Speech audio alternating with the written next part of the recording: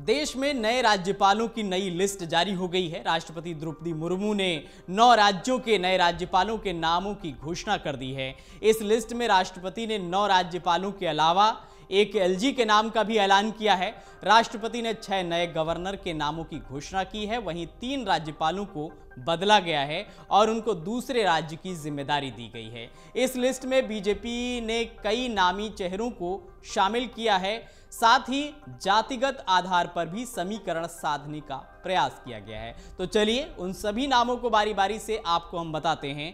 पहला नाम है संतोष गंगवार का। पूर्व केंद्रीय श्रम एवं रोजगार मंत्री संतोष गंगवार को झारखंड का राज्यपाल घोषित किया गया है।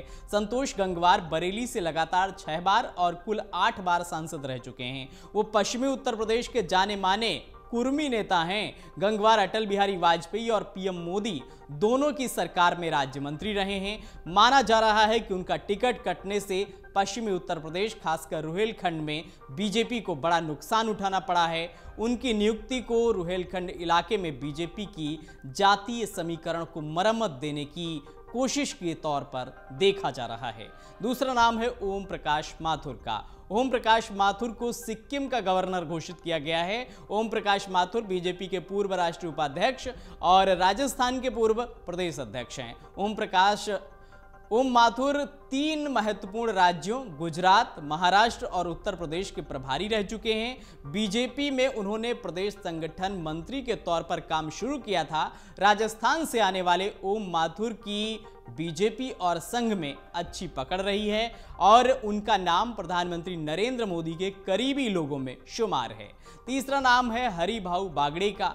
राजस्थान में हरिभाऊ बागड़े की राज्यपाल के पद पर नियुक्ति हुई है। आगामी विधानसभा चुनाव के मद्देनजर हरिभाऊ बागड़े की नियुक्ति वोट बैंक के हिसाब से अहम मानी जा रही है। महाराष्ट्र के औरंगाबाद से आने वाले हरिभाऊ बागड़े देवेंद्र फडणवीस के मुख्यमंत्री काल में विधानसभा के अध्यक्ष भी रहे। मराठा समाज से ताल्लुक रखने वाले हरिभाऊ बागड़े की औरंगाबाद और इर्द गिर्द की मराठा कम्युनिटी में खास पकड़ मानी जाती है। उनकी नियुक्ति का असर औरंगाबाद इलाके की मराठा वोट बैंक को साधने की कवायद के तौर पर देखा जा रहा है।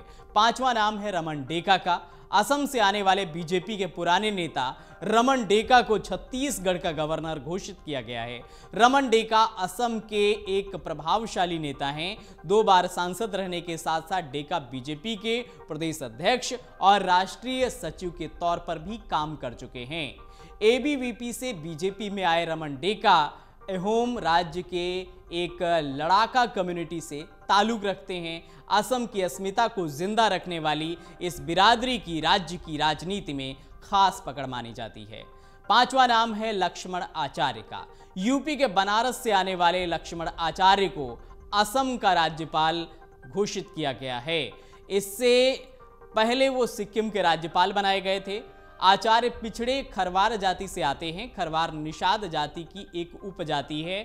बनारस, गोरखपुर और समूचे पूर्वांचल के इलाके में इस जाति की बड़ी आबादी है जो वहां के कई लोकसभा और विधानसभा चुनावों को सीधा प्रभावित करती है। इसका महत्व इस बात से समझा जा सकता है कि लक्ष्मण आचार्य को 2019 लोकसभा चुनाव में प्रधानमंत्री नरेंद्र मोदी के लोकसभा क्षेत्र बनारस का चुनाव संयोजक बनाया गया था। आचार्य काशी क्षेत्र बीजेपी के अध्यक्ष भी रह चुके हैं। वो उत्तर प्रदेश विधानसभा परिषद में उपनेता और यूपी मत्स्य विभाग निगम के अध्यक्ष भी रह चुके हैं।